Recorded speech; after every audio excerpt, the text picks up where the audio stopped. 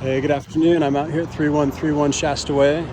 Sorry, I was going to FaceTime you here, and my internet is too slow for FaceTime to work. So I'll shoot this video and I'll send you a link.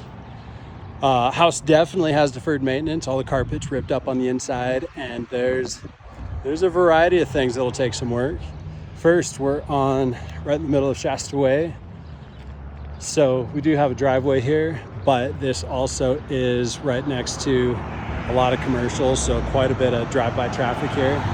The good is walking distance. We've got several different stores. The biggest grocery store that's really close, about 100 yards away, Fred Meyer's. So a lot of good stuff that is here.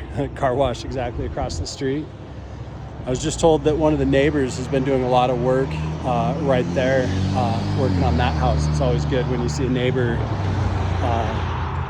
improving their space. So the roof looks newer shingles. Roof looks pretty decent. Soffits and everything looks pretty tired. Coming up those eaves. And most of the roof looks pretty flat, except on this garage that's back here.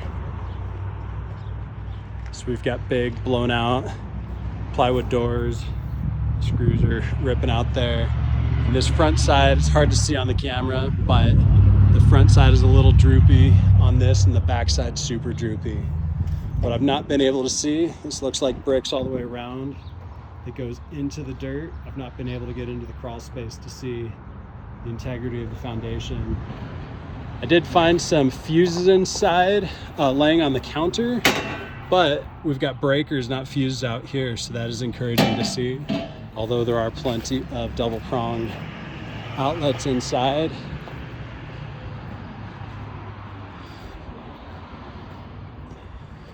Some cute roses tucked into the front. So about a 3-foot entryway. In our first front room, I'll close this door so you can hear me and not all the cars driving by. It's a decent space with this front room.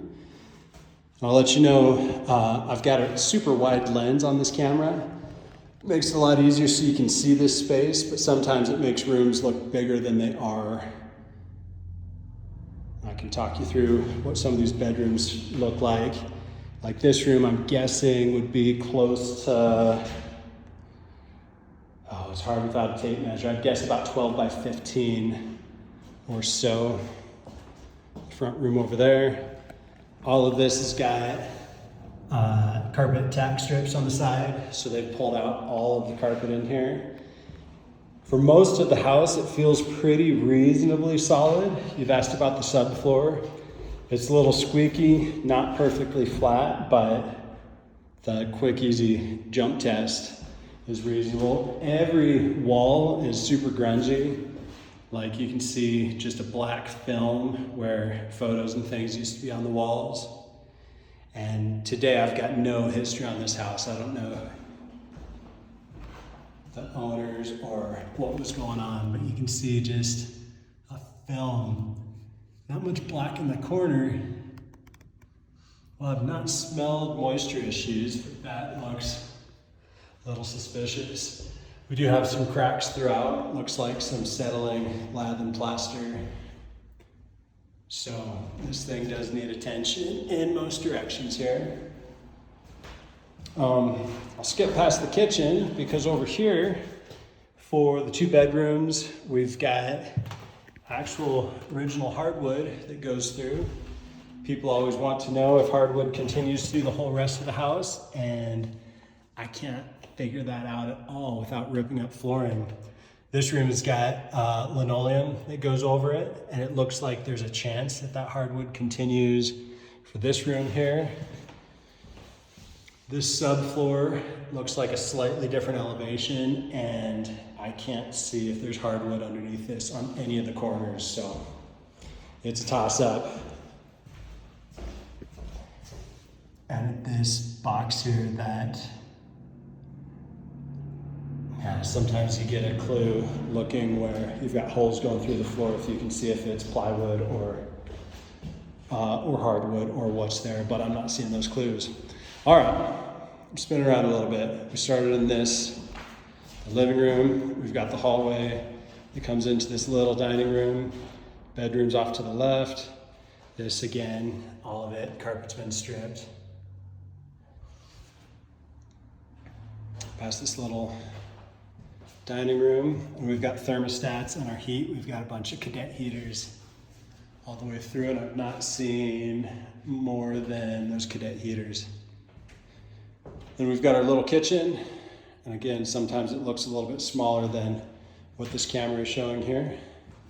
We've got no appliances at all right now. We do have an oven hook up there, but I see no vent currently. Although with that cap plate, sometimes we see those as old vents on old chimneys today. I don't know what that is. It looks like another cap on the other side, so that may have been an older fireplace that's no longer there. And just a solid grunge all the way through, splatters on the wall, and spin around. We've got, it feels like a filled-in porch back there with a spongy floor. I'll go to the bedrooms next. So we've got bedroom, bathroom, bedroom.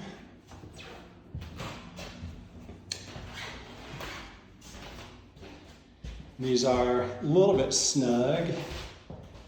Guess this would be, boy, maybe 8 by 10, 10, 11. It's got a closet, and this is access hatch to be able to get in underneath the house. And with every room having its own thermostat and cadet heater. Here's the one and only bathroom. Same thing, linoleum just looks kind of tired. A lot of discoloration. There's a base underneath the toilet. Sometimes that can allude to projects. Hey, some fancy tile work. Little sink. Cute little night light. And then our other bedroom. So we've got, in this closet, we've got some blown out sheetrock and our hot water heater. A little bit surprised to see PEX on that. That would be a little bit newer than I'd expect, but good to see. We don't have earthquake straps on the hot water tank. And cobwebs and just kind of the consistent grunge that goes through this place. We do have, looks like newer, or at least modern vinyl windows. The size of this bedroom's pretty similar. Got more blown out sheetrock. That could have been an access panel behind the sink, it looks like. It's about the same location on the other side of that wall. Then we get to the most interesting room. This feels like an addition going through the kitchen to the left, the laundry room. It looks like it's at least got a cement perimeter that goes around. But as we walk through, it is just a failed spongy floor. So they had washer dryer hookups there. They've got a hole right through the floor there. And it's hard to tell what's underneath this. If it's failed, oftentimes I see a house on a foundation and these filled in porches on dirt. Then it looks like there's cement that goes around, that's encouraging, but with the floor failing in at least 2 different spots, that's interesting. We've got a door that takes us to the back. Could have seen from the front, there is a garage.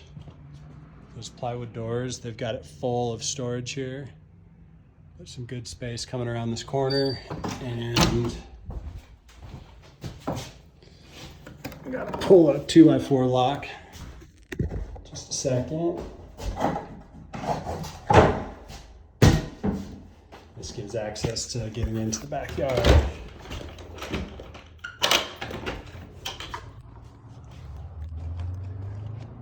Actually, it's got a really solid yard back here. Hopefully the camera's adjusting quicker than my eyes. That went from dark to pretty bright.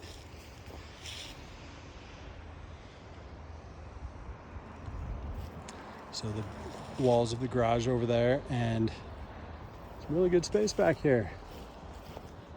And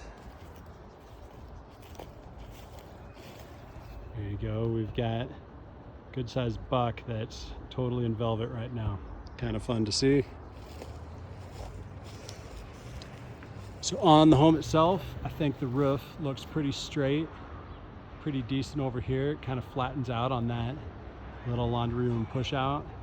And again, it's hard to see on a camera, but the roof right here, while the shingles look like they've gotten some recent attention, that's a pretty good saddle. So the roof kind of has got a smiley face.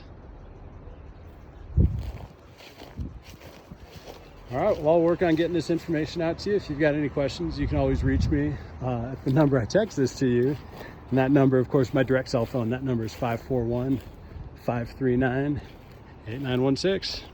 Appreciate it. Hope you have a great evening.